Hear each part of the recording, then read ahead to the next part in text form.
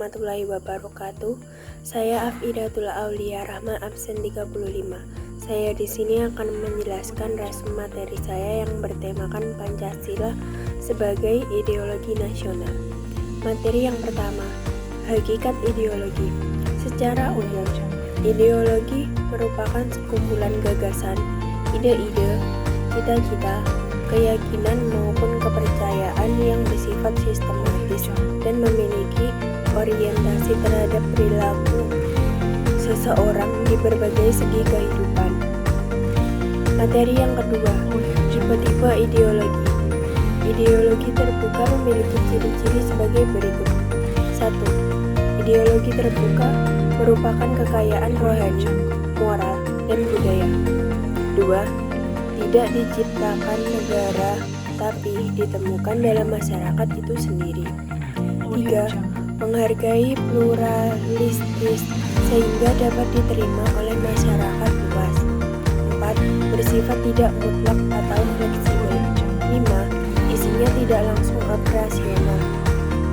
Indonesia merupakan salah satu negara yang berideologi terbuka. Yang kedua, ideologi tertutup. Ciri-cirinya adalah ideologi tertutup merupakan sebuah cita-cita serta gagasan sekelompok golongan tertentu. 2. Memaksakan ideologi. Ideologi diciptakan oleh penguasa. 3. Bersifat totaliter. 4. Kan tidak dihormati. 5. Isinya berupa tuntutan yang diwajibkan terhadap masyarakat secara operasional, mutlak, dan secara menyeluruh. 6. Pluralisme ditiadakan, bidang informasi dikuasai, dan pendidikan dibatasi. Korea Utara merupakan salah satu negara yang berideologi tertutup. Materi yang ketiga, jenis-jenis ideologi. 1. Ideologi kapitalisme. Gagasan utama dalam kapitalisme adalah kebebasan individu untuk melakukan akumulasi kapital individual. 2. Ideologi liberalisme. Gagasan utama dalam liberalisme adalah kebebasan individu dan menjunjung tinggi kesetaraan di dalam masyarakat suatu negara. 3. Ideologi Marxisme. Ideologi Marxisme merupakan hasil pemikiran Karl Marx. Ia menyusun suatu teori besar yang berkaitan dengan sistem ekonomi, sistem sosial, dan sistem politik. 4. Ideologi sosialisme.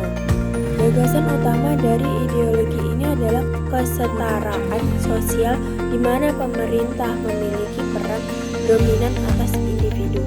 5. Ideologi nasionalisme. Gagasan utama dari paham nasionalisme adalah kesadaran dan semangat cinta tanah air dan bangsa yang ditunjukkan melalui sikap individu dan masyarakat. 6. Ideologi feminisme. Gagasan utama feminisme adalah perjuangan kesetaraan, hak dan tanggung jawab bagi perempuan dalam politik, ekonomi, budaya, ruang pribadi, dan ruang publik. Materi yang keempat, peran ideologi. 1. Pancasila sebagai ideologi persatuan. 2. Pancasila sebagai ideologi terbuka. 3. Pancasila sebagai ideologi pembangunan. Materi yang kelima, urgensi Pancasila sebagai ideologi negara. Urgensi Pancasila sebagai ideologi negara yaitu 1. Ideologi negara sebagai penuntun warga negara. Artinya, setiap perilaku warga negara harus didasarkan pada preskripsi moral. 2. Ideologi negara sebagai penolakan terhadap nilai-nilai yang tidak sesuai dengan sila-sila Pancasila. Materi yang keenam, perbandingan ideologi Pancasila dengan ideologi liberalisme, komunisme, sekularisme, dan ideologi agama. Ideologi yang pertama, ideologi Pancasila.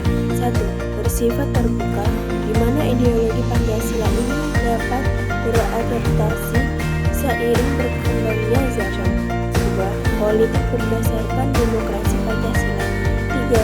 Bertujuan mewujudkan kesejahteraan. 4. Menjunjung tinggi HAM. 5.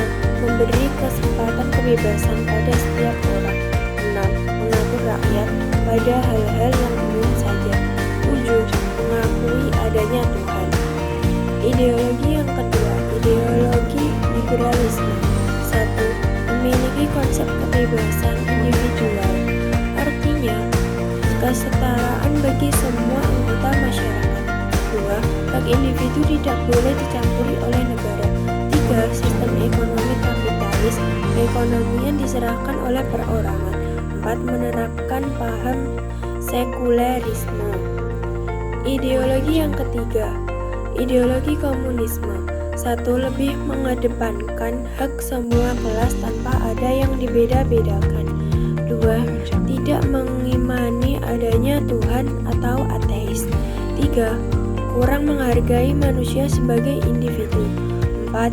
Menganut sistem satu partai. 5. Sistem ekonomi yang diterapkan adalah sistem ekonomi etatisme. Ideologi yang keempat, ideologi sekulerisme. 1. Lebih condong dalam hasil pemikiran akal budi manusia yang dianggap sudah benar, yang tidak mau menyertai ajaran di dalam suatu agama. 2. Institusi atau negara harus berdiri terpisah dari agama atau kepercayaan. 3. Kebebasan untuk beribadah dihalang-halangi dan dibatasi. Ideologi yang kelima, ideologi agama. 1. Lebih condong kepada ajaran-ajaran agama, di mana negara yang menganut ideologi ini berlandaskan pada agama. 2. Urusan pemerintahan diatur oleh agama sesuai kaidah-kaidah hukum yang terkandung dalam agama. 3. Hanya ada satu agama di dalam negara. Sekian penjelasan dari saya. Wassalamualaikum warahmatullahi wabarakatuh.